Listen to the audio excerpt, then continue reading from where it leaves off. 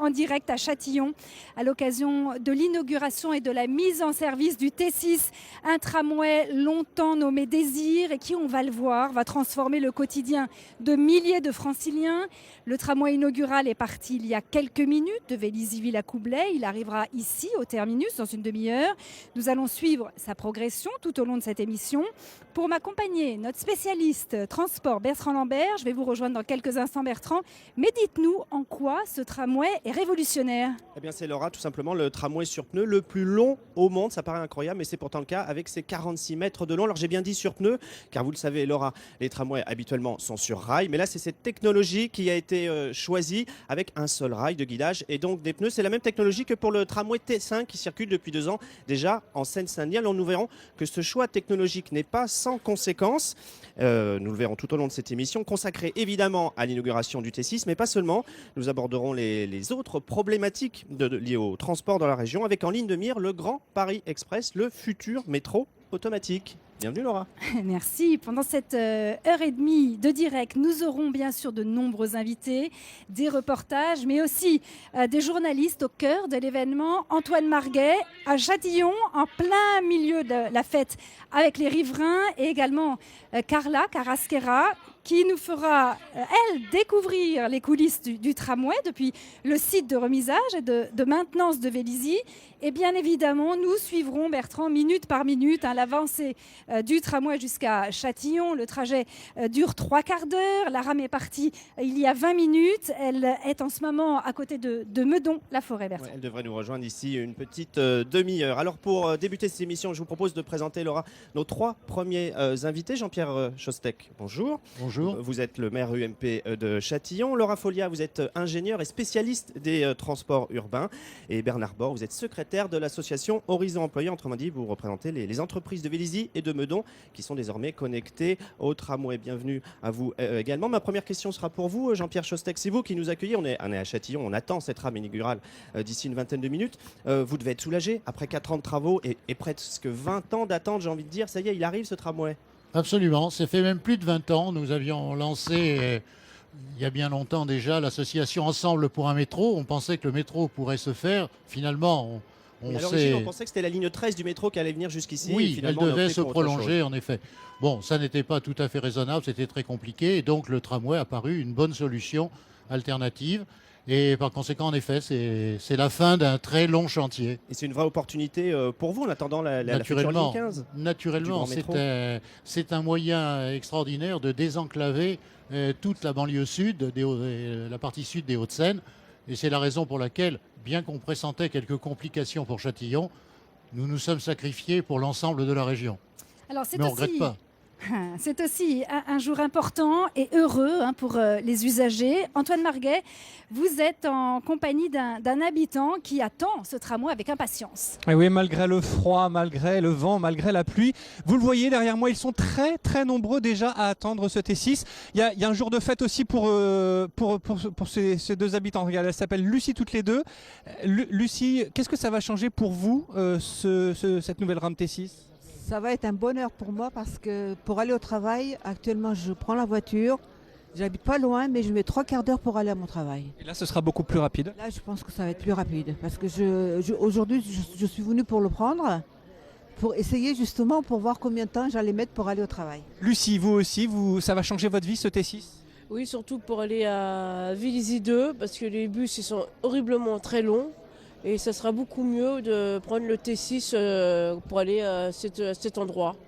Vélizy 2, et c'est vrai que ce week-end, il faut en profiter. Le T6 est gratuit. C'est le premier tram partira vers 12h10 ici.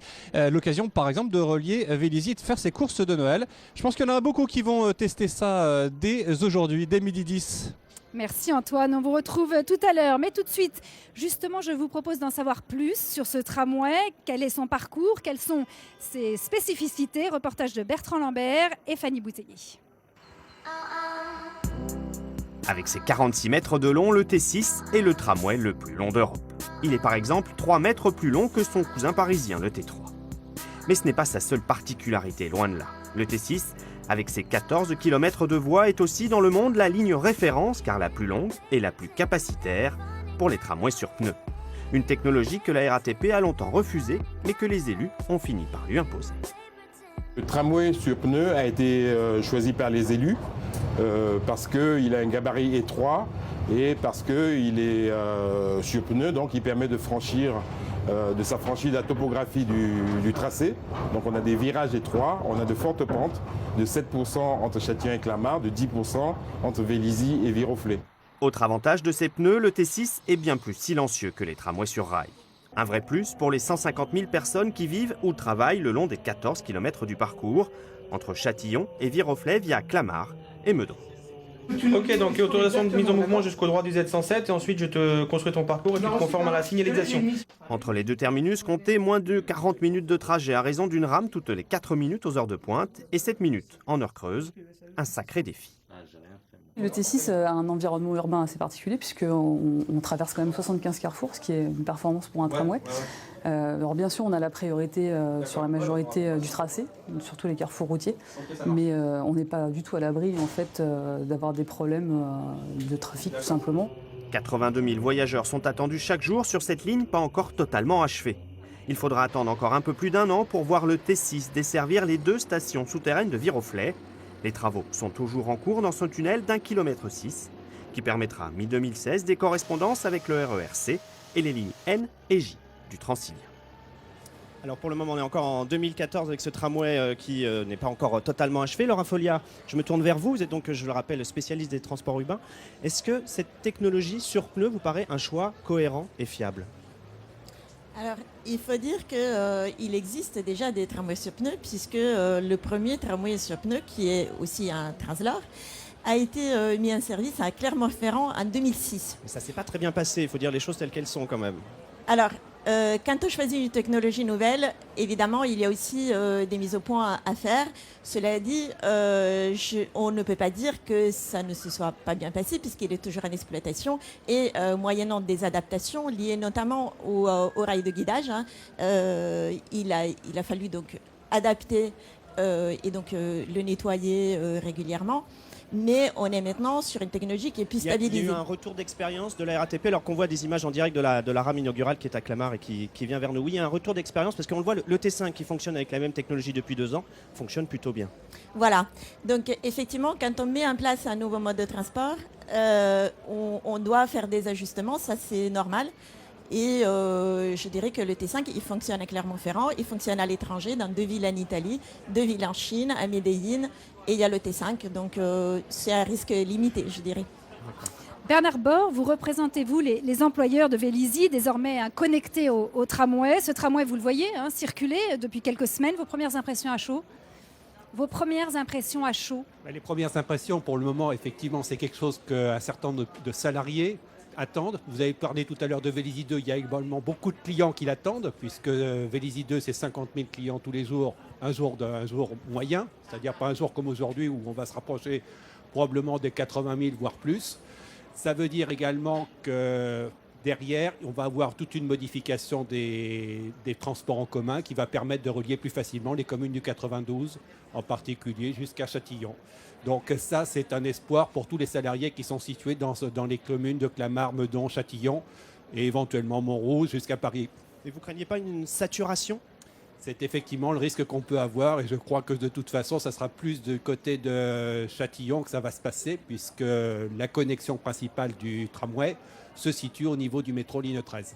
Laura Folia, je reviens vers vous. Vous avez une expérience par votre travail des tramways à l'étranger. Est-ce qu'il y a, comme on le dit souvent, un tramway à la française ? Quelles sont donc les différences par rapport à ce qui se passe à l'étranger ? Oui, il y a. Alors déjà, les tramways ont fait leur retour en France en 1985, puisqu'ils avaient tout à l'heure été, avec un historien. 50 ans après avoir été enlevés. Et on peut parler d'un tramway à la française dans le sens où, en France, on a considéré que le tramway était certes un moyen de transport, mais aussi un outil pour requalifier, embellir la ville, créer des espaces publics plus agréables pour les piétons, créer des sites réservés pour que le tramway aille plus vite. Donc souvent, le tramway a servi aussi à requalifier, à embellir les centres-villes. Renouvellement urbain, on l'a vu sur les Maréchaux par exemple à Paris. Voilà, et il y a aussi une autre raison. à mon avis, c'est que le tramway a souvent véhiculé une image très positive pour la ville, un peu un symbole de la ville. On le voit aussi dans le choix du design de certains tramways, comme à Reims, avec le nez du tramway en forme de flûte à champagne, etc. C'est un symbole de modernité. Un symbole de modernité, quelque chose de très valorisant pour les villes, en fait. Revenons vers vous, Jean-Pierre Chostec. Ce symbole de modernité, ça y est, il est à Châtillon maintenant. Pour vous, c'est tout bénéfique en fait, parce qu'en termes de renouvellement urbain, c'est un vrai plus pour la ville, et la ville n'a rien à débourser en plus. Pratiquement rien, sauf quelques aménagements d'accompagnement sur lesquels on va bientôt se pencher. Mais en effet, c'est un plus. Comme je l'ai dit tout à l'heure, c'est un désenclavement tout à fait intéressant de toute cette partie de banlieue sud. Mais vous sentez le coup de jeune aussi pour votre centre-ville? Je crois que oui. Ça se sent depuis qu'en effet on voit les trains circuler à vide. Et, tout le monde prend conscience, on s'approprie, comme on dit, ce nouveau moyen. Et c'est un élément important du paysage urbain et du développement. Bertrand, je vous propose maintenant de filer à Vélizy où nous attend Carla Carrasquera. Carla, vous êtes en direct du poste de commandement. C'est le centre névralgique du T6. Oui Laura, on peut dire que c'est un peu la tour de contrôle du T6. Les agents régulateurs se relaient pratiquement 24 heures sur 24 pour assurer la bonne circulation du tramway, qu'ils peuvent suivre d'ailleurs sur les écrans qui se trouvent juste devant eux. Alors leur mission, c'est bien sûr de faire arriver les tramways à l'heure. La ponctualité, c'est très important parce que vous savez qu'en cas de retard, la RATP doit payer des pénalités au STIF, donc ponctualité, un mot très important ici. Et puis, ils sont aussi en contact direct avec les conducteurs de tramway et ils doivent pouvoir répondre à tous leurs problèmes. Alors aujourd'hui, le chef régulateur, c'est Hervé Ventura qui est juste à côté de moi. Alors ça fait un petit moment, bonjour. Ça fait un petit moment que vous vous entraînez sur des tramways à blanc. Aujourd'hui, c'est le grand jour. Est-ce qu'il y a un stress particulier? Un peu, naturellement, mais nous sommes aguerris depuis environ 1 mois. Donc je pense que tout va bien se passer. Alors ce serait quoi pour vous le scénario catastrophe? Le scénario catastrophe, peut-être pas jusque-là. Une coupure d'urgence due à un accident voyageur, par exemple. Mais c'est pas une catastrophe, oui. L'accident voyageur aussi Oui, un accident voyageur. Ça peut des fois entraîner une coupure d'urgence, ça peut être embêtant pour l'exploitation. Alors, est-ce qu'on peut faire le point sur l'endroit où se trouve actuellement la rame inaugurale? Là, la rame se trouve à Clamart, à hauteur de l'arrêt Soleil Levant, et elle est à l'heure. Voilà. Très bien. Vous pouvez le voir sur les écrans. Donc pour l'instant, la rame circule à l'heure. Elle est à l'heure. Elle est à l'heure, donc elle devrait bien arriver comme prévu à Châtillon à 11h25. Merci Carla, on vous retrouve bien évidemment tout à l'heure. Alors saluons, on aura notre nouvel invité qui vient de nous rejoindre, Marc Pélissier. Bonsoir. Bonjour. Bonjour. Bonsoir, il est à peine midi. Vous êtes le président de la Flotte, une des principales associations d'usagers. Alors vous devriez être très heureux ce matin et pourtant, je sais que votre association, votre fédération est très partagée sur ce T6. Pourquoi ? Oui, on est heureux bien sûr quand même parce que c'est l'aboutissement d'un projet de très longue haleine. Mais effectivement, on constate que d'abord ça a été très très long pour réaliser ce tramway.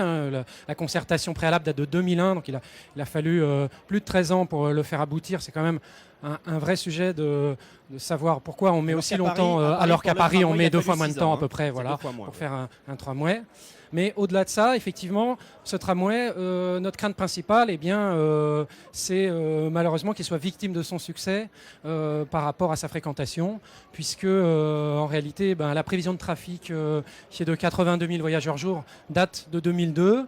Et depuis, il y a eu beaucoup de constructions, de logements et d'emplois. Et donc, notre crainte, effectivement, c'est que ce tramway, à l'image du T5 en Seine-Saint-Denis, soit à saturation quasiment dès son ouverture, ou en tout cas dans les mois qui suivent l'ouverture. Et du coup, vous regrettez ce choix du tramway sur pneus qui du coup ne donne pas vraiment de flexibilité à l'avenir?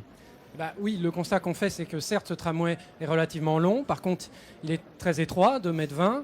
Et d'autre part, il y a très peu de possibilités d'évolution, puisqu'on est déjà à un intervalle de 4 minutes en heure de pointe.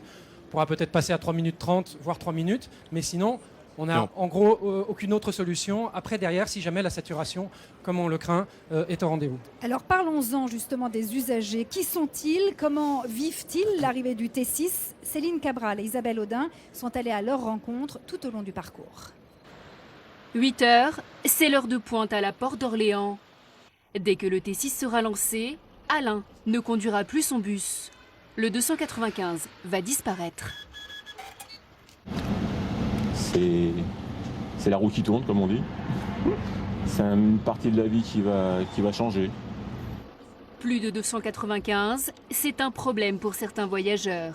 Il faut trouver une solution pour relier la Porte d'Orléans à Châtillon. Je vais devoir adapter mon trajet pour pouvoir récupérer le tram à Châtillon-Montrouge, donc faire un changement de métro à la place. Aujourd'hui, je prends le 295 jusqu'à Clamart et je vais devoir marcher jusqu'au T6 pour prendre le tramway. Châtillon, c'est de là que part le T6. Dans cette commune déjà bien desservie par les transports, le tram a pesé sur l'implantation d'un grand nombre d'entreprises. Dans des communes plus enclavées telles que Clamart, Meudon ou encore Fontenay-aux-Roses, c'est une aubaine pour les habitants comme pour les salariés. L'idée, c'est de pouvoir faire en quelques minutes un trajet qui nous prenait quasiment 3 quarts d'heure. Et pour nous, c'est un gain de temps, ça veut dire être plus dans nos familles. J'habite vraiment pas loin et des fois, je peux mettre autant de temps en bus que si je venais à pied. Donc là, le tram, ça va me changer la vie. Ouais. Armande habite à Fontenay-aux-Roses depuis 40 ans. Dans quelques jours, elle n'aura plus à emprunter plusieurs bus pour aller faire ses courses. Je prendrai le T6 qui va m'emmener à Vélizy. Comme ça, je fais mes petits achats tranquille. À Vélizy, entre 5 et 7% des commerçants et des visiteurs laisseront leur voiture au garage pour emprunter le T6. On vient de le voir, Marc Pellissier, c'est de nombreux changements d'habitude pour les habitués du bus. Mais quand même, un tramway, c'est plus rapide et plus fiable qu'un bus. C'est une bonne nouvelle. Oui, clairement, effectivement, pour tous ceux qui sont sur le tracé et qui n'auront pas de correspondance supplémentaire à faire dans leur trajet, ça sera évidemment un gain très important, à la fois en régularité, en fiabilité, en confort. Il est clair que le tramway est très apprécié des usagers de ce point de vue. Bernard Borg, je rappelle que vous représentez, vous, les employeurs de Vélizy. D'un point de vue, je dirais, plus économique, quel va être l'impact de ce tramway pour la zone de Vélizy ? L'impact, en fait, il a déjà commencé à se voir puisque ça fait déjà plusieurs années que la zone d'activité, enfin ce qu'on appelait la zone d'emploi à l'époque, Innovel Park maintenant, est passée d'une zone vraiment industrielle à quelque chose de beaucoup plus tertiaire. On voit qu'il y a beaucoup de bâtiments qui étaient des bâtiments bas, qui étaient surtout des ateliers ou des locaux équivalents, qui sont maintenant devenus des locaux de bureaux avec des bâtiments de 5, 7 étages. Et donc, on assiste à une densification assez importante et à un renouvellement du parc immobilier. Je reviens vers vous, Marc Pellissier. On l'a vu, ce tramway n'est pas complètement achevé. On va voir des images d'ailleurs de ce chantier encore en cours, sous Viroflay à 21 mètres sous terre. Il reste 2 stations et ça va donner sa vraie mesure, sa vraie dimension à ce tramway, avec cette fois des correspondances avec le RERC et 2 lignes du Transilien. Oui, tout à fait. Cette deuxième partie du T6, même si ça représente une faible longueur, oui, c'est très important puisque effectivement, alors cette partie en souterrain permettra la connexion avec les réseaux ferroviaires RERC, Montparnasse et Saint-Lazare. Donc là, bien sûr, c'est très attendu. Malheureusement, là aussi, il va falloir encore patienter un petit peu puisque je crois que c'est désormais au printemps 2016 que cette portion pourra ouvrir. Oui, les premiers essais techniques vont démarrer à la fin de l'année prochaine. Il faudra alors seulement 20 minutes pour relier Versailles à Vélizy. Laura. Il est précisément 11h17. Nous sommes, je vous le rappelle, en direct de Châtillon pour l'inauguration et la mise en service du T6, le tramway qui sera mis en service dans moins d'une heure maintenant. Il va arriver d'ici quelques minutes. Je vous propose tout de suite qu'on retrouve Antoine Marguet. Antoine, vous attendez, Antoine Marguet, toujours la rame inaugurale. Quel va être le programme des festivités, Antoine ? Oui, vous voyez, et je ne suis pas le seul à attendre la rame inaugurale. Regardez un petit peu le monde qu'il y a sur le quai d'en face. Malgré le pluie, malgré le vent, malgré le froid, il y a un monde fou à attendre cette première rame. Regardez, j'ai trouvé Christian et puis Michel, 2 personnes qui vont évidemment bénéficier, qui vont être dans cette première rame. Michel, qu'est-ce que ça va changer pour vous, ce T6 ? Moyen de transport enfin pour aller à Paris sans être embêté par la circulation des automobiles. Et ça fait longtemps que vous l'attendez, vous me disiez. Ça doit faire 60 ans, oui. Ouais. Non. Moi, j'ai la certitude. Mon beau-père avait acheté à Clamart avec 7 enfants pour les transports en commun, pour les études et le travail. Et enfin, on va avoir le tramway, enfin un transport en commun. C'est vrai que ça va désenclaver. Christian, vous, qu'est-ce que ça va changer dans votre quotidien ? Non, c'est toujours un plus. Ça évite la voiture, ça évite, c'est pratique, c'est bien. Et vous me disiez par rapport au bus, qu'est-ce que ça va changer ? Oui, parce que le bus, il est tributaire des camions, des voitures, des feux rouges, il y a du retard. Et puis là, ça sera zéro faute. Ça sera très bien. Il n'y aura pas n'y aura pas de contrainte de... Non, il n'y aura pas de souci. À une minute près, non, ça sera bien. Alors maintenant le programme, d'ici quelques instants, eh bien, le tramway T6 qui est parti de Vélizy devrait arriver ici en gare de Châtillon. À 11h30, eh bien, l'ouverture de la cérémonie devrait commencer. Et puis à midi, eh bien, tout le monde sera ici sur ce quai pour l'ouverture du tram. Et c'est à 12h10 que le premier tramway ouvrira ses portes et partira pour ce trajet inaugural au public. Merci beaucoup Antoine. Avant de donner maintenant la parole à Clive Liming, bonjour. Merci de nous rejoindre. On la voit d'ailleurs cette rame inaugurale. Vous allez, vous, dans un instant, nous raconter ce retour en grâce du tramway. Mais d'abord Bertrand, quelques chiffres bien sûr. Le tramway en Ile-de-France, ça marche plutôt bien. Oui, ça marche même très très fort. Laura, regardez, 830 000 voyageurs pour ces 6 lignes actuellement en service qui sont littéralement prises d'assaut. Alors par comparaison, le tramway sur 14 lignes, c'est 4 millions de voyageurs. Là, il y en a 830 000 qui prennent le tramway. En tête du palmarès, le T2, vous le voyez, qui a été mis en service en 97, qui est donc aujourd'hui relie le pont de Besançon, la porte de Versailles. Viennent ensuite le T3, le premier tramway parisien dans le sud de Paris, puis le T1, cette fois c'est en Seine-Saint-Denis, et puis derrière il y a le T3B qui a été ouvert récemment. Mais ce qu'il faut dire, Laura, c'est que même des lignes qui ont été ouvertes il y a moins de 2 ans sont proches déjà de la saturation. C'est le cas par exemple du T5 en Seine-Saint-Denis, dont l'affluence dépasse complètement les prévisions. Alexandra Marie et Laure Bignalet l'ont testé pour nous. On regarde leur reportage. En bout de ligne du T5, la station Marché de Saint-Denis. Heure creuse ou heure de pointe, tout au long de la journée, les rames sont occupées, voire suroccupées. C'est toujours plein, il n'y a jamais de place. On est comme des sardines, tout le temps. Des fois, il faut attendre le prochain parce qu'il n'y a pas assez de place. Mis en service depuis 1 an et demi, ce tramway dépasse toutes les prévisions avec 44 000 voyageurs par jour. Souad Aïssaoui a divisé par 2 son temps de trajet entre chez elle et le centre-ville. Mais avec un collectif d'usagers, elle demande une amélioration de ses conditions de transport. Il y a 3 portes uniquement de sortie. Donc l'autre, vous voyez comment elle est loin. Je trouve qu'il n'est pas assez large. Donc il nous faut vraiment au moins une rame supplémentaire, au moins. Conçu sur pneus, avec un seul rail, ce serpent de ville a l'avantage de se fondre dans la circulation. Mais à certaines heures, il semble sous-dimensionné face à l'affluence.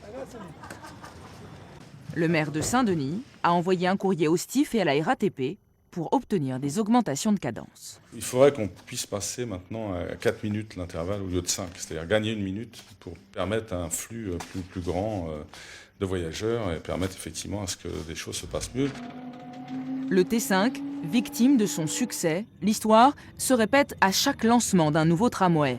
Le plus ancien, le T1, entre Gennevilliers et Noisy-le-Sec, est lui aussi saturé. Une pétition a réuni 3800 signatures pour obtenir des rames supplémentaires.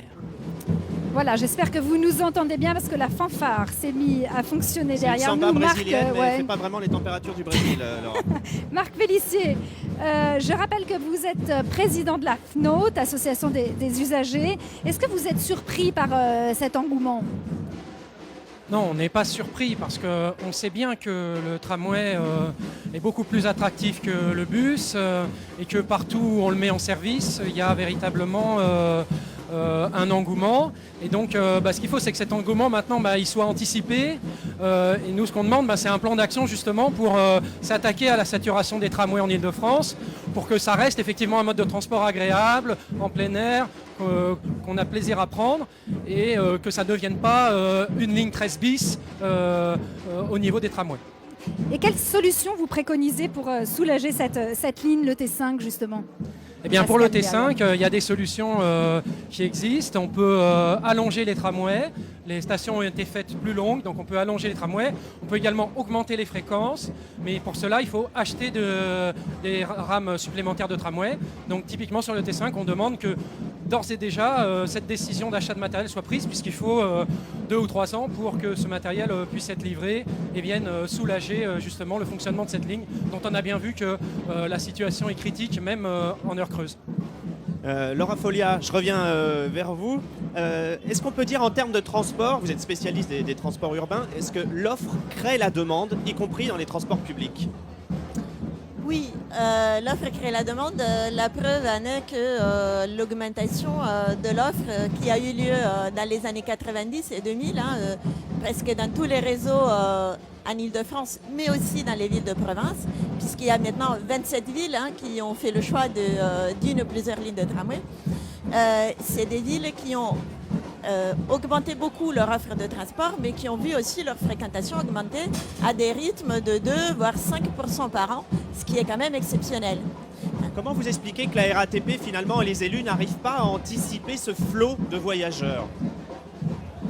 C'est vrai qu'on a souvent constaté que le trafic dépassait les prévisions. Il y a eu aussi un effet d'ajustement sur les prévisions, c'est-à-dire qu'après on calcule des fourchettes un peu plus larges, on se donne une marge, on ne se met pas tout de suite au taquet des systèmes en général, on prévoit une petite marge au moins sur la fréquence. Vous voyez sur le T5 on était à 7 minutes à l'heure de pointe, on est passé à 5 minutes, on peut encore augmenter la fréquence, on peut augmenter la longueur des rames et on peut aussi, comme on le fait maintenant sur le T1, aménager les carrefours. Voilà, je vous interromps parce que le tramway arrive, Bertrand, juste derrière nous. Voilà, il est même applaudi nous, effectivement, par tous les spectateurs. Sous les applaudissements des spectateurs, il faut le dire. C'est magnifique cette arrivée. C'est la fête ici quand même, oui, c'est Laura. la fête. Alors justement, la rame inaugurale. Nous allons maintenant retrouver Antoine Marguet. Antoine Marguet.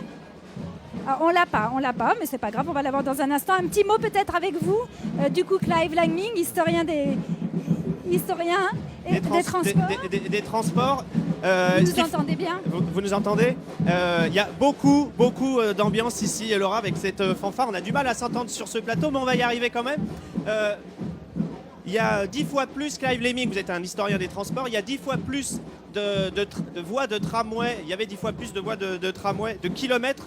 En 1925, en Ile-de-France, il y avait près de 1000 kilomètres de tramway. Comment se fait-il qu'ils aient tous disparu dans les années 30? Oui, effectivement, il y avait plus de 1000 km, il y avait 1111 km dans Paris et il y avait 700 millions de voyageurs par an. Et tout ça, 12 ans plus tard, a complètement disparu grâce à un homme que par ailleurs j'admire beaucoup, mais il voulait faire tourner ses usines, c'est Louis Renault, qui avait réussi à pénétrer à l'intérieur du conseil d'administration du métropolitain de Paris et qui avait dans ses poches 3500 bus en commande. Et c'est donc lui qui a fait arracher tous ces rails pendant 12 ans. Ça a été un massacre. Et nous avons donc tout perdu à ce moment-là. Ce que vous nous dites, c'est que c'est pas la voiture ou le métro qui a tué le tramway, mais c'est Louis Renault. C'est la volonté de Louis Renault. Et c'est aussi le fait que les tramways étaient anciens, usés, ne roulaient qu'à 20 à l'heure, alors que les bus avaient droit à 45 km/h. Donc ils roulaient lentement, matériel vétuste. Et la guerre c'est beaucoup plus la guerre qui a achevé le tramway que Louis Renault. Mais Louis Renault n'avait plus qu'à donner le coup de grâce pour cueillir le fruit. Est-ce qu'on peut dire que c'est une histoire chaotique, l'histoire du tramway en Ile-de-France? C'est une histoire chaotique en Ile-de-France. Oui, c'est une histoire extrêmement chaotique dans toute la France. Alors que, évidemment, on dit toujours que c'est toujours mieux ailleurs, je n'en crois rien. Néanmoins, les réseaux, je dirais, d'Europe centrale ont continué à grandir. Mais la France a suivi le chemin occidental américain avec la destruction des tramways, comme au Royaume-Uni, comme en Italie et comme en Espagne. Nous avons tout détruit, alors que l'Europe centrale, elle a tout gardé. Alors, je vous propose justement qu'on aille voir en images l'histoire de ce tramway dans la région, une rétrospective signée Fernando Malverne et Daniel Petit-Coënon. C'est dès 1850 qu'apparaît l'ancêtre du tram, un wagon tiré par des chevaux. Surnommé le chemin de fer américain, l'omnibus hippomobile partage la rue avec toutes sortes de fiacres et de charrettes. Rotin des calicots, et ça, c'était l'omnibus. Le Madeleine-Bastille et le Panthéon-Courcelles, chantés par Courteline, sont entrés maintenant dans la légende. Après 1890, l'arrivée des trams électriques va être un formidable accélérateur pour ce moyen de transport rapide et confortable. À la fin des années 20, la région parisienne est sillonnée par 122 lignes et plus de 1100 km de voies. C'est l'apogée du tramway, mais le lobby de l'automobile va bientôt imposer d'autres choix. Eh bien, l'autobus apparaît plus pertinent dans le jeu des mobilités au cours des années 20-30, ce qui conduit à la disparition du tramway. L'automobile est favorisée par les édiles qui y voient une bonne politique municipale, puisqu'il s'agit de fluidifier la ville, puisqu'il s'agit d'éradiquer les obstacles sur la chaussée, et le tramway est devenu un obstacle. Le dernier tram parisien est démantelé en 1937. Paris dispose d'un excellent maillage de métro, mais en surface, les choses se compliquent. Avec le tout-voiture des années 60, la ville étouffe. De deux choses l'une. Ou les villes sont trop petites, ou bien il y a trop de voitures. Après le choc pétrolier de 1973, on reparle du tramway. En 1992, il revient en Île-de-France, entre Bobigny et Saint-Denis. Malgré quelques polémiques politiques, Paris inaugure sa première ligne en 2006. Après 69 ans d'absence, le tram revient, mais ce n'est plus le même. On fait une ligne de tramway en site propre, c'est-à-dire qu'il a son emprise, les voitures sont à côté, c'est-à-dire qu'on met une belle et puissante et confortable et écologique ligne de tramway, mais on refait les trottoirs, on refait le mobilier urbain, on refait l'éclairage, on plante des arbres. Le tramway est respectable et donc il est respecté. Le succès et l'avenir du tramway ne sont plus à démontrer. Avec le métro, le RER et les bus, il permet à la région parisienne d'avoir un des meilleurs réseaux de transport en commun au monde. Clive Leiming, pourquoi finalement on est revenu au tramway? Écologie oblige, transport oblige, consommation d'électricité et je dirais un goût pour la redécouverte de la ville. C'est ce qu'on appelle la requalification urbaine finalement. La ville est revenue à la mode. Alors que dans les années 60-70, avec les bobos, il fallait aller manger à la campagne et faire griller de la viande, n'est-ce pas, sur une pelouse. Mais la redécouverte de la vie urbaine, à mon avis, a beaucoup participé à ce retour du tramway.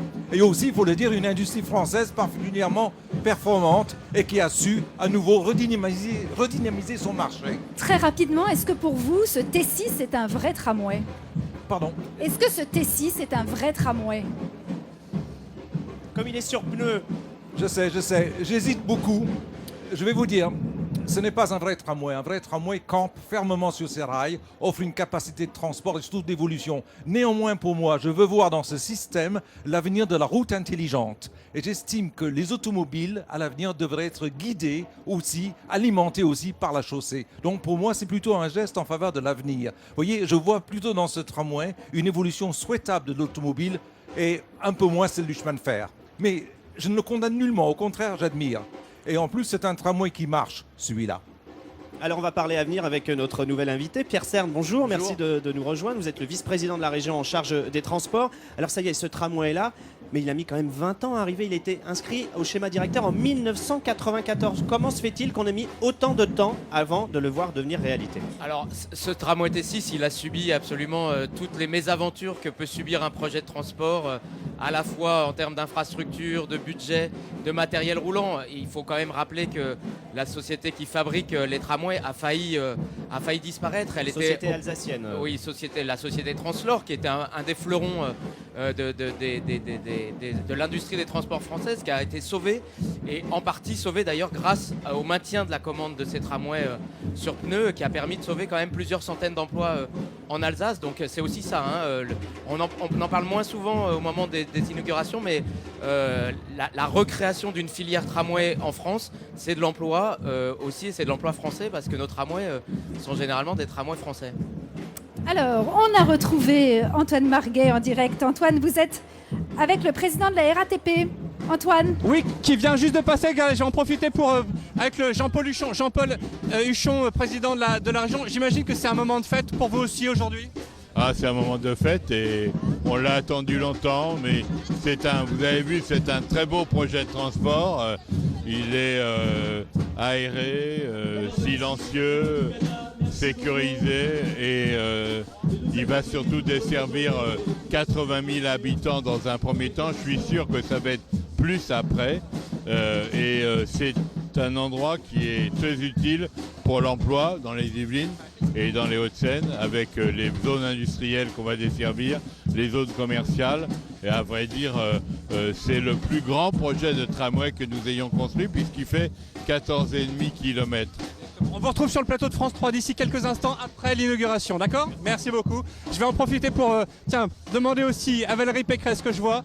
Moment de fête aussi pour vous, j'imagine, aujourd'hui. Ce tramway qu'on a tant attendu, Valérie Pécresse.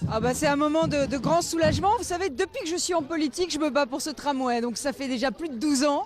Et c'est pas terminé puisqu'on n'est pas au bout du tunnel, si je puis dire, puisqu'on n'est pas encore arrivé à Viroflay. On a encore 6 mois de retard et ce sera sans doute en juin 2016. Donc on continue, on se bat, mais 15 ans pour un tramway, c'est quand même révélateur du choc de simplification qu'il faudrait faire en France. Et on vous retrouve aussi sur le plateau de France 3 d'ici quelques instants après l'inauguration officielle. Voilà. Merci Antoine. Et si vous avez avec vous le président de la RATP, écoutez, vous nous faites signe. Et on sera ravis d'avoir quelqu'un de la RATP puisqu'ils ont refusé de venir sur notre plateau, ce qui est quand même assez étrange ce matin. Pierre Stern, dernière petite question. On sait qu'il y a le T9 et le T10 qui sont en projet, mais on a l'impression que la région est passée à autre chose. Les tramways, on ne veut plus trop en développer. Ah, alors là, c'est très curieux comme remarque parce qu'on en inaugure un mardi, oui, le T8. Ça, on a le T9 et le T10 en projet. On a 5 prolongement de lignes de tramway en cours aussi. Mais plus trop de nouvelles lignes en fait. J'ai l'impression qu'on est passé au super métro maintenant. On ne peut pas en même temps avoir 10 tramways en chantier, mais très sincèrement, c'est des modes complémentaires. C'est pas parce qu'on fait le super métro qu'on fera pas de tramway. Les tramways sont très bien pour relier des infrastructures plus lourdes, type RER, métro, etc. Donc on va continuer à faire des tramways. Et pour rassurer les gens qui ont... J'ai entendu des remarques sur la saturation des tramways, le T5, on craint pour le T6. Le tramway, c'est quand même un mode beaucoup plus souple quand même en termes d'augmentation d'offres. Le T5, on a déjà augmenté l'offre 2 fois en 1 an. Alors ça va rassurer, je pense, Monsieur Pellissier que vous aviez tout à l'heure. On a déjà commandé les nouvelles rames et elles arriveront prochainement. Donc on est capable d'augmenter les fréquences. Et s'il y avait personne dans les tramways, on nous dirait ils servent à rien. Et ils sont pleins dès le début, c'est très bien. Ça veut dire qu'il y avait une vraie demande. Il y a un vrai succès, effectivement. Une inauguration, Bertrand, c'est toujours bien sûr un événement et ce n'est, on l'a dit, que le début d'une longue série. Effectivement, Pierre Serre nous le disait il y a un instant, le T8 sera mis en service mardi, c'est 15h45 très précisément, c'est à l'autre bout de la région cette fois, c'est entre Saint-Denis, Villetaneuse et Épinay, c'est le fameux tram Y qui lui est long de 8 km, le T6 c'est 14, on l'a dit tout à l'heure. En gros, il y a 80 000 habitants qui seront, et emplois qui seront desservis par les 17 stations. Et ces rames fonctionnent déjà à vie depuis quelques semaines déjà. Et pour la suite, il faudra attendre encore un peu, Bertrand. Oui, alors pour les transports du futur, on aura l'année prochaine l'ouverture de la nouvelle gare Rosa Parks. C'est sur le RER E dans l'Est parisien, très importante. Et ensuite, il faudra attendre 2017. Alors, vous le disiez il y a un instant, c'est le prolongement du T3 jusqu'à la Porte Daniel, mais aussi la mise en service de la tangentielle nord qui est très attendue entre Épinay et le Bourget. Puis en 2018, le T4, son fameux débranchement qui ira vers Clichy-Montfermeil, un débranchement très attendu. En 2019, le prolongement du T1 jusqu'à Val-de-Fontenay. Et surtout, on l'attend avec 2 ans de retard, mais elle sera là, le prolongement de la ligne 14 au nord. Et ensuite, en 2020, le RER E jusqu'à Nanterre-La Défense et la ligne 11 également jusqu'à Rosny-Bois-Perrier. Voilà, les transports sont en plein développement dans la région, mais il faut effectivement du temps pour voir ces projets devenir réalité. Et puis, à partir de 2020, le Grand Paris Express, dont nous allons parler, Laura, avec la ligne 15, le tronçon sud qui sera inauguré en premier. Ça sera entre Pont-de-Sèvres et Noisy. Alors le Grand Paris Express, justement, pour en parler, nous avons 2 invités. Philippe Yvain, vous êtes président du directoire de la Société du Grand Paris, et Chiara Corazza qui va, je l'espère, d'une minute à l'autre nous rejoindre, qui elle est directrice générale de Paris-Île-de-France Capitale économique. Merci d'être avec nous. Philippe Yvain, on vient de le voir avec Bertrand Lambert, le calendrier du Grand Paris Express. Vous nous garantissez, monsieur, que les délais seront respectés ? Bien, nous faisons tout pour cela. La mobilisation de la Société du Grand Paris est totale. Mais vous savez, ces grands projets sont beaucoup d'étapes à franchir, à la fois des étapes juridiques. Il faut une déclaration d'utilité publique. Nous l'aurons, je crois, la semaine prochaine pour la ligne rouge. Donc c'est très important. Et ensuite, beaucoup d'étapes techniques. Les travaux souterrains, le génie civil sont des travaux très complexes, surtout avec des distances aussi longues, puisque au total, il y aura 200 km de nouveaux métros. Il faut donc du temps pour à la fois construire les gares, puisqu'on aura 69 gares sur le nouveau réseau et 200 km. Donc c'est un très très gros chantier à mener. Quand on voit qu'il va y avoir 2 ans de retard pour la ligne 12 et la ligne 14, où il y a seulement quelques kilomètres de tunnel à faire, on se dit que pour 200 km de tunnel, il va forcément y avoir du retard.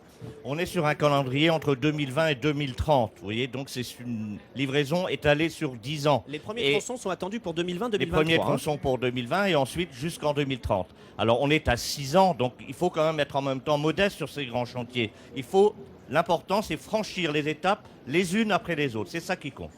Alors, Chiara Croazza nous a rejoint. Bonjour. Merci d'être là. On va vous donner la parole dans un instant. Mais d'abord, je voudrais qu'on revienne justement sur ce chantier pharaonique, le Grand Paris Express. 4 lignes de métro supplémentaires, près de 200 km de tunnels à creuser. Un défi de taille sur lequel se sont penchés William Vanki, Nedim Lonkarevitch et Yves de Wulf. Regardez. C'est un projet colossal.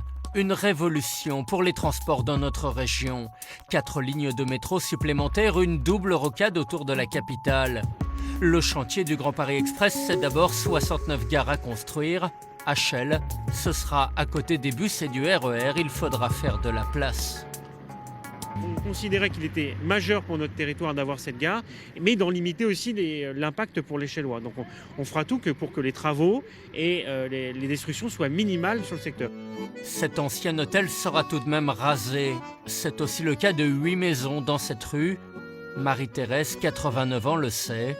Son pavillon est condamné au nom de l'intérêt général. C'est terrible. Comme je dis, en un an, j'ai vieilli de 10 ans. Quand on m'a appris ça. Voilà. Vous viviez là depuis longtemps ? 60 ans. Second défi pour le Grand Paris, creuser sous la terre. 200 km de tunnel au rythme d'à peine quelques mètres par jour, comme il y a quelques années pour prolonger la ligne 12 du métro. Mais avant d'engager les travaux, il faut étudier le sous-sol avec des carottages. Les échantillons recueillis sont analysés minutieusement par les ingénieurs de la Société du Grand Paris en charge du projet. Le sous-sol est très divers. On peut avoir du calcaire, qui est une pierre très saine. On peut aussi avoir des choses plus molles, des argiles plastiques par exemple, qui sont plus difficiles. On peut aussi avoir du gypse. Donc il est très important pour nous de connaître ce sous-sol pour adapter la profondeur à laquelle on va creuser. Dans ces bureaux, on réfléchit aussi à l'étape d'après. Évacuer les 40 millions de tonnes de déchets, un minimum que va générer le chantier. De la terre, des gravats qu'il faudra transporter dans des zones de stockage comme celle-ci en grande banlieue. Un vrai sujet d'inquiétude pour les écologistes.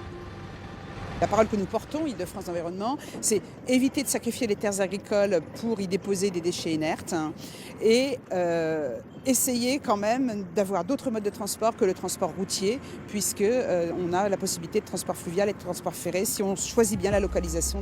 Le chantier du Grand Paris Express est sur le point de démarrer. Il va durer 15 ans. Pierre Cerne, on l'a vu, il y a de nombreuses inquiétudes par rapport aux conséquences environnementales de ce chantier. Quelle garantie vous donnez à vos amis écologistes ? Vous êtes des Verts.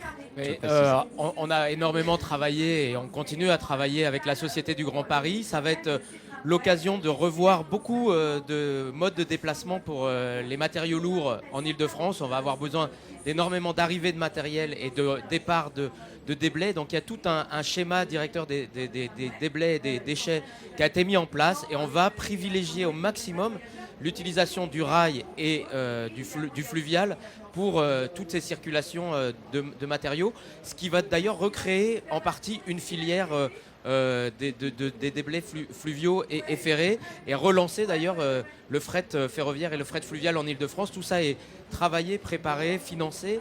Donc a priori, on va évidemment, il va y avoir quand même des camions. Il n'y a pas de chantier qui n'a pas d'impact sur le moment. Mais en tout cas, ce sera, je pense, un chantier exemplaire en matière d'impact le plus faible possible sur l'environnement. Et aussi ce qu'il faut voir, c'est que 200 km de nouveaux métros, ça va aussi faire diminuer drastiquement la circulation automobile et le report modal, c'est aussi de la défense de l'environnement et de la santé Évidemment, publique. ça sera pour après le chantier. Ça, ce sera après, évidemment. Ouais. Philippe Yvain, avec le Grand Paris Express, vous nous promettez un changement radical, finalement la fin du fameux métro boulot dodo, comme vous l'avez déclaré récemment dans la presse. Vous mettez la barre haute ? Oui, je crois que la création de ce métro, c'est pas seulement un projet de transport, c'est aussi un projet de développement économique et urbain pour l'Île-de-France. Autour des 69 gares, il va y avoir une transformation urbaine importante, de façon à répondre à l'autre priorité de l'Île-de-France, qui est la priorité majeure, qui est celle du logement. On est très loin encore aujourd'hui de l'objectif de 70 000 logements par an nouveaux fixé par la loi. Il faut en construire beaucoup. Et le projet du Grand Paris Express, c'est aussi une occasion, en transformant ces quartiers de gare, en enclenchant de nouvelles opérations urbaines, de contribuer à cet objectif de création de nouveaux logements. On aura un reportage justement là-dessus dans quelques instants. Bertrand, bien évidemment, tout cela a un coût et on ne sait pas encore vraiment qui va payer. Eh ben, la facture prévue pour le moment, elle est de 22,6 milliards. Alors évidemment c'est colossal, mais il est vraisemblable qu'il y aura des dépassements, car il y a toujours des dépassements, et on approchera plus la barre des 30 milliards. Alors qui va payer, c'est la grande question. La société du Grand Paris va emprunter 20 milliards d'euros, somme quand même prodigieuse, mais elle ne peut compter finalement que sur 500 millions d'euros de taxes supplémentaires annuelles. Faites le compte, Laura, il va manquer de l'argent. Alors Pierre Cern, 20 milliards à rembourser à raison de 500 millions, ça fait quand même beaucoup d'années. Qui va payer au final? Est-ce que c'est le contribuable via ses impôts ou c'est l'usager via l'augmentation du prix du billet? Ah non, mais je crois qu'il ne faut pas mélanger. Vous dites 500 millions par an. 500 millions par an, il y a un effet de levier sur l'emprunt qui est énorme. Et 500 millions par an, les emprunts, ils vont être faits sur, je ne sais plus les durées, mais on est sur plusieurs dizaines d'années de remboursement d'emprunt. Donc a priori, le financement du Grand Paris Express, il est programmé sur plusieurs dizaines d'années. Et pour le coup, là, on a un projet de transport qui a son financement propre, avec cette taxe qui rapporte... Même si on dépasse les 30 milliards d'euros... Mais de toute façon, très sincèrement, il y a de il y a 3 modes de financement. On ne va pas rentrer dans la technique. C'est assez complexe. Mais en gros, sincèrement, pour le coup, on aimerait bien avoir sur tous les projets de transport une taxe affectée qui permet, pour le coup, d'emprunter, de rembourser les emprunts. Mais les emprunts, ils se remboursent sur 30 ou 40 ans. Donc pour le coup... mais les emprunts, c'est les impôts de demain, Pierre Cern, vous le savez, non? Pardon? Les emprunts, c'est les impôts de demain. D'une manière ou d'une autre. C'est un impôt. Donc oui, il y a un impôt qui paye, une taxe qui paye ce projet de transport. Et par ailleurs, c'est l'exploitation qui est payée ensuite par la tarification. Mais les tarifs, on prendra le Grand Paris Express avec son Navigo, avec les tarifs. Et on verra s'il est encore à 70 euros d'ici 2020. Je pense qu'il aura augmenté un petit peu. À 70 euros en 2020, c'est une certitude. Non. Chiara Corazza, en tant que il n'y a représentante... pas grand-chose qui reste pendant 5 ans ou 10 ans au même prix. On va laisser la parole maintenant, si vous le voulez bien, à Chiara Corazza, qu'on n'a pas encore entendue. En tant que représentante du monde des entreprises, madame, est-ce que vous craignez finalement que la facture ne vous revienne?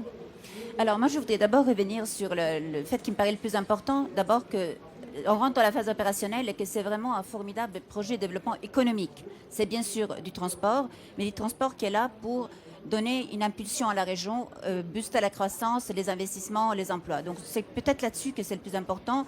Effectivement, on reviendra sur les modes de financement, mais je voudrais quand même vous dire que ça veut dire d'ici 2030 1 million d'emplois de plus. Ça veut dire au moins 1% de croissance de plus. Ça veut dire certainement une dynamique nouvelle pour attirer de nouveaux investissements. Et vous savez que les investissements, c'est l'emploi. Presque 20% des emplois en Ile-de-France relèvent directement d'investissements internationaux.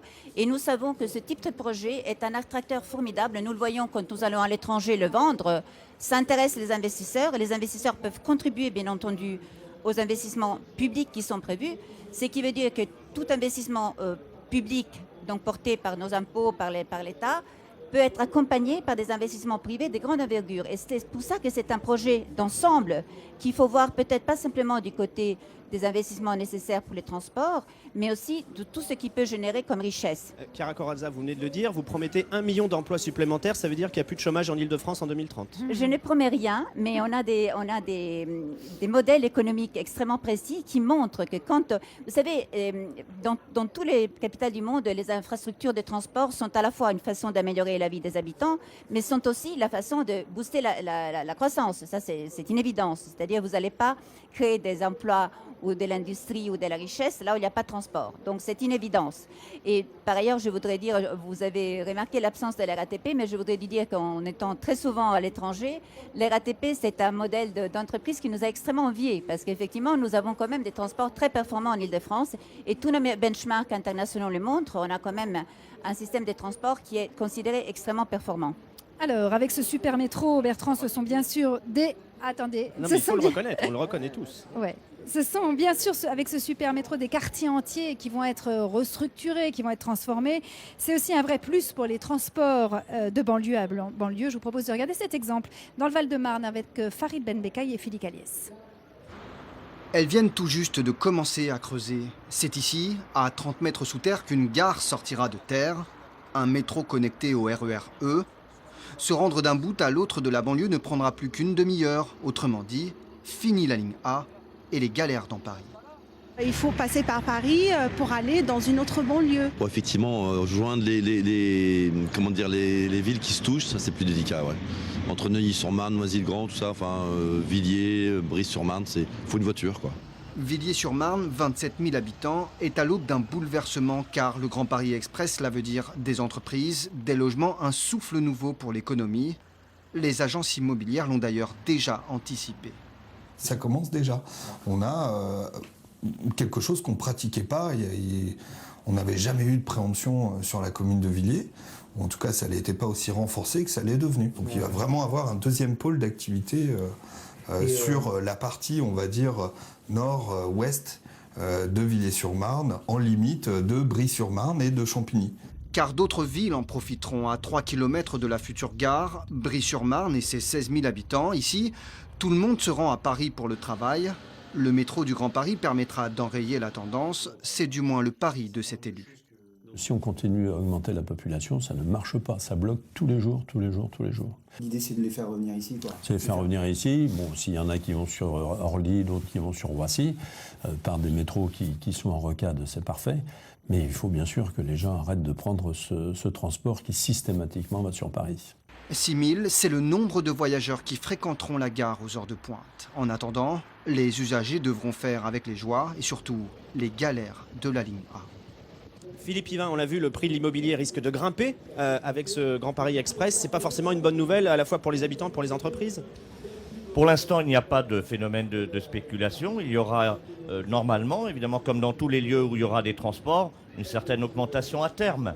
Mais c'est aussi une manière de rendre ces territoires plus attractifs demain, d'attirer de nouvelles activités, transformer ces quartiers qui sont aujourd'hui seulement souvent des quartiers dortoirs en des lieux où à la fois les habitants peuvent circuler plus facilement dans la métropole, mais aussi où des activités nouvelles arrivent. Et c'est donc une chance pour ces villes que l'arrivée du nouveau métro. Alors vous parlez des investisseurs, Chiara Corazza. On dit que les Chinois sont très intéressés par ce métro et ont envie d'investir autour. Alors c'est tout à fait exact, mais pas seulement les Chinois. Il y a beaucoup de fonds souverains, fonds investissement privés, publics, mais aussi publics. Investisseurs long terme, donc investisseurs solides, qui sont intéressés par les projets pour une raison très simple, c'est qu'il est porté par l'État et que l'État français a toujours malgré tout une très bonne image, notamment sur les transports, et donc on sait qu'il y aura derrière une garantie.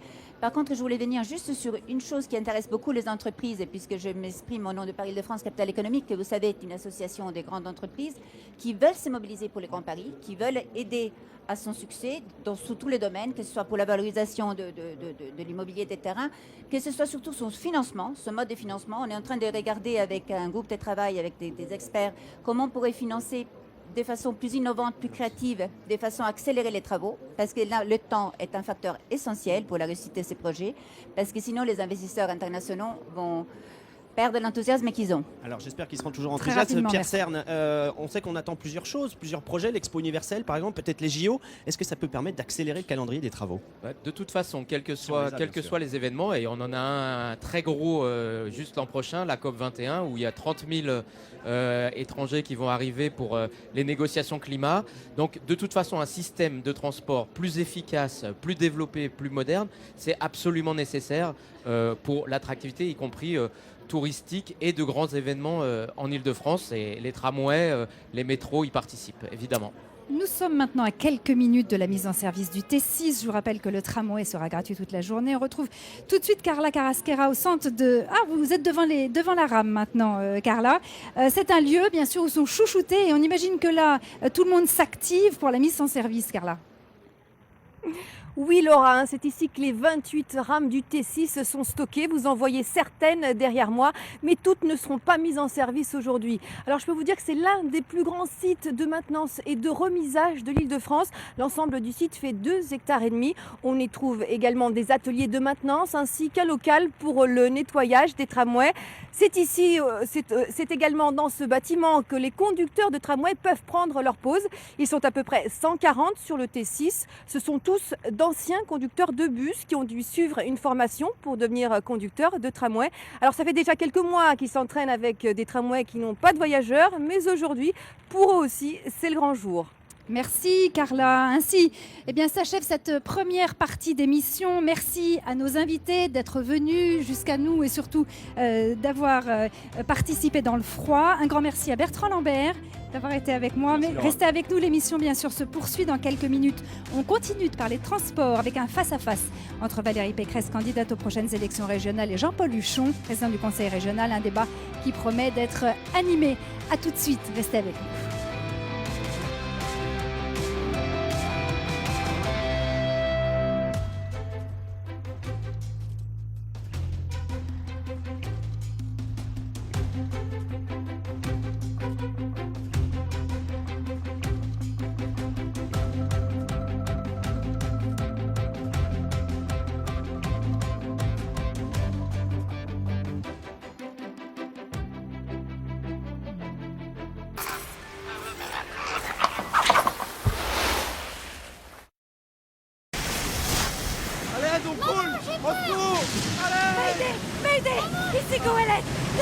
Nos bureaux sont fermés.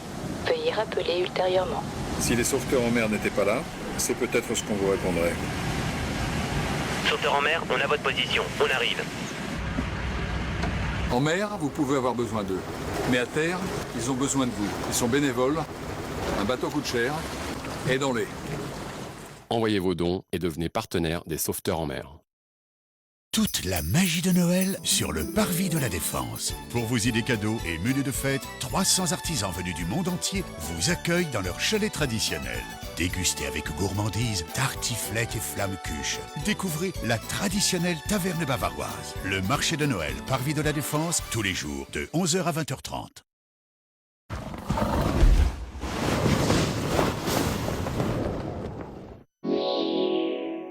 À l'approche des fêtes, un vent de fraîcheur souffle sur la météo, avec les chocolats Les Pyrénéens de Lindt. Madame, monsieur, bonjour. Pas vraiment d'amélioration à attendre pour aujourd'hui. C'est toujours de la pluie. On voit d'ailleurs cette pluie qui est tombée depuis ce matin donc sur le nord-ouest. Alors pourquoi une telle situation ? Eh bien, on a cette perturbation qui ondule sur le pays, qui prend son temps pour traverser effectivement la France. Et on a une deuxième perturbation qui arrive pour demain soir. Alors le temps pour cet après-midi, eh bien, on retrouve cette perturbation des Charentes jusqu'aux Ardennes avec des flocons donc sur les Ardennes. À l'arrière, retour d'éclaircies, un ciel de soleil un peu plus généreux de la Bretagne, eh bien sur le nord Pas-de-Calais également. Et puis des entrées maritimes sur le pourtour méditerranéen et des averses sur les Cévennes. Et puis ce vent de föhn qui va assécher la masse d'air et donner un peu plus de soleil donc sur les Pyrénées. Les températures maximales pour cet après-midi, elles sont en baisse sur la moitié nord avec 4 degrés pour Alençon et Rouen, 6 à Lille et 6 à Paris, 18 pour Marseille et 18 pour Ajaccio. Le temps maintenant pour demain matin. Alors toujours cette perturbation que l'on retrouve des Pyrénées jusqu'à l'Alsace et qui vraiment traîne donc sur le pays. À l'arrière, retour des éclaircies. On a des entrées maritimes sur le pourtour méditerranéen qui progressent donc en direction de la Franche-Comté. Du soleil sur la Corse. Les températures minimales pour demain matin. Vous voyez des gelées donc sur le nord-ouest avec -2 à Alençon, -1 à Rouen, 12 pour Marseille. Les maximales, elles remontent donc sur la moitié sud avec 17 pour Marseille, 6 à Paris et 9 à Strasbourg. La tendance pour les prochains jours, c'est toujours de la pluie, de perturbations pour lundi. Mardi, donc c'est vraiment de la grisaille et de la pluie sur les 3/4 du pays. J'aurai l'occasion de vous en reparler. Je vous souhaite une belle journée.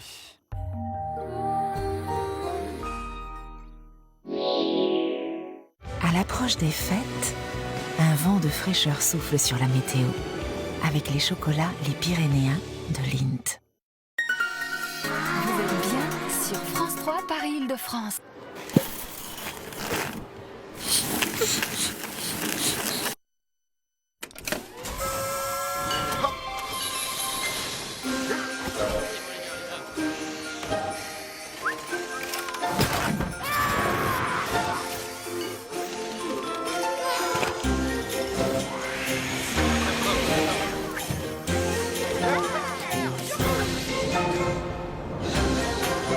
Pour les fêtes, les illicos sont en pochette cadeau.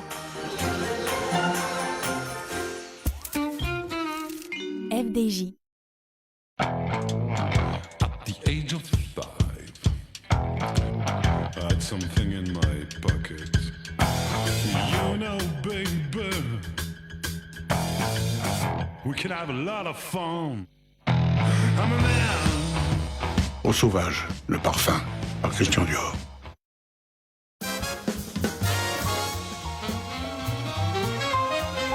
À tous les petits chiens qui ont été sages cette année, offrez un petit plaisir pour Noël avec César.